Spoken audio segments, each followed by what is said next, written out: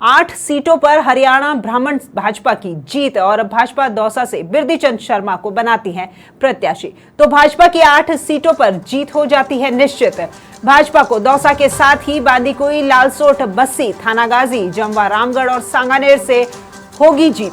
तो इन सीटों पर हरियाणा ब्राह्मण ही तय करते हैं हार जीत। 25 सालों से हरियाणा ब्राह्मण जिसके साथ उसी पार्टी को मिली है जीत। इसी समीकरण के तहत बिरदीचंद हुए थे भाजपा में शामिल।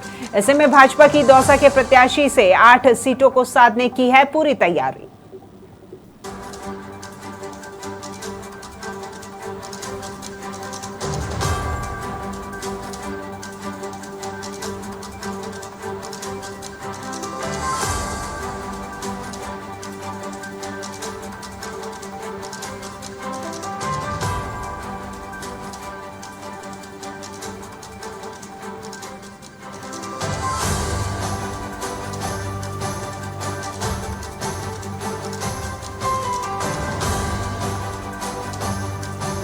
इस खबर पर अधिक जानकारी के लिए जुड़ते हैं हमारे वरिष्ठ संवाददाता जितेंद्र शर्मा के साथ में। जी जितेंद्र, 25 सालों से हरियाणा ब्राह्मण जिसके साथ उसी के साथ पार्टी को हर बार मिलती है जीत और इसी समीकरण के तहत बिरदीचंद को भी भाजपा में शामिल किया गया है।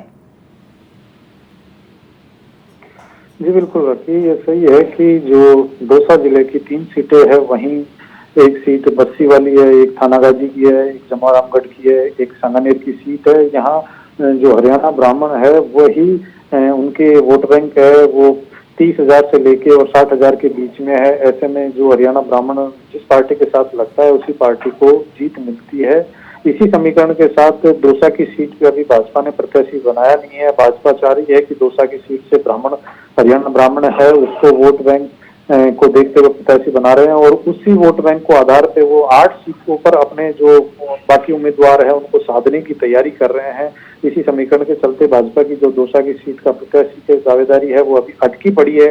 भाजपा के सामने कई और दावेदार भी है, लेकिन उनमें से अब सबसे बड़ी चीज जो निकलकर सामने आ रही है कि जो बिरदीचंद शर्मा को प्रत्याशी बनाने को लेकर उन्होंने जो दावेदारी कर रखी है उसको लेकर उन्होंने अपने तर्क दिए हैं कि इन पार्टी अगर दौसा से भाजपा को प्रत्याशी बनाती है, भाजपा से हरियाणा ब्राह्मण को, तो इस एक सीट के चलते भाजपा को 8 सीटों पर विजय मिल सकती है, क्योंकि जो थानागाजी सीट है वहां पर भी करीब 35 से 40,000 हरियाणा ब्राह्मणों का वोट बैंक है।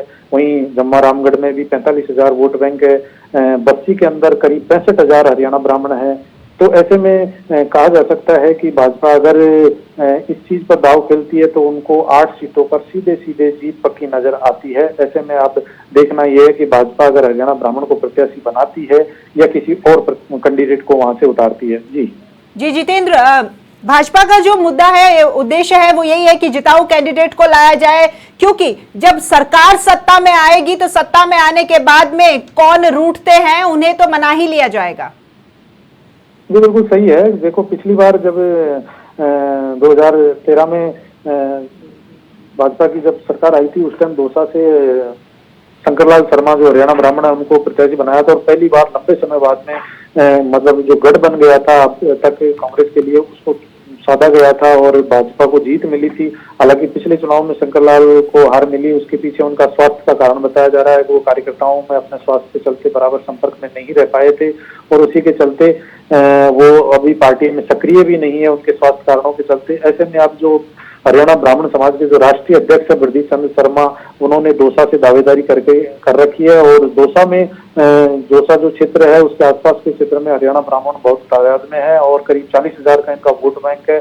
अगर दौसा से भाजपा बिरदीचंद शर्मा को प्रत्याशी बनाती है तो 8 सीटों पर भाजपा को जीत की राह पूरी तरह आसान हो जाएगी। जी बिल्कुल, धन्यवाद आपका इस तमाम जानकारी को साझा करने के लिए।